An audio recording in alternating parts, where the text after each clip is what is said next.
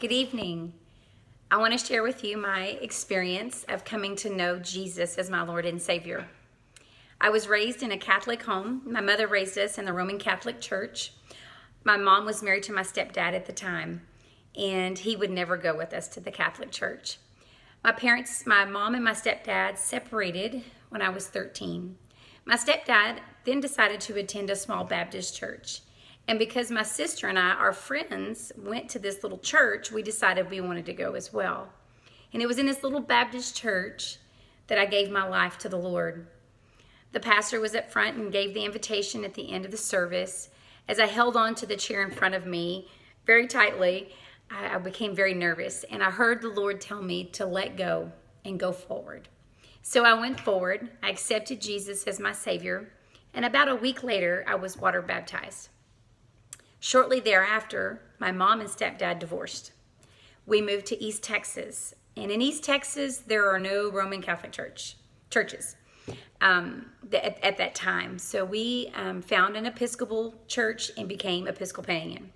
So from the time I was 13 to the time I was 29, at 29 I was pregnant with our third child, and I was driving into work into Dallas and listening to Charles Stanley on the radio. I had been listening to him for a while. And at the end, he always gives an invitation for people to accept Jesus as their Savior. And I thought that I would, what I thought was rededicating my life to the Lord.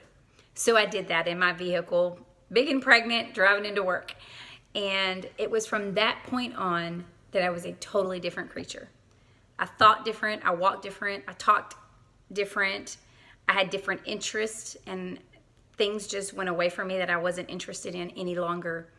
So even though I was raised Catholic, we went to Catholic church, and I went through catechism and first communion and first confession and those things that goes along with that. My mother in her childhood was raised Pentecostal, but because of her choice of lifestyle, she became Catholic so that it would afford her the ability to drink and dance and do those and gamble and do those things that were accepted in that religion.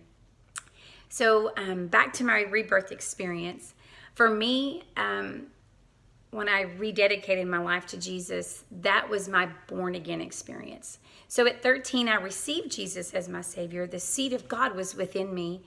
I was raised, even though we were raised Catholic, she was raised Pentecostal. So everything at home was about love and it was about Jesus. If we had any question, it was Jesus. And so I had all that, but from 13 to 29, I didn't have my rebirth experience. So at 29, I was born again. So for me, my accepting Jesus as my Savior and experiencing that rebirth were two different occasions. And I have just been in love and on fire and wanting to know God more and more and deeper and deeper. And I really enjoy being in His presence, and I'm so thankful that by His grace He has saved me. Thank you.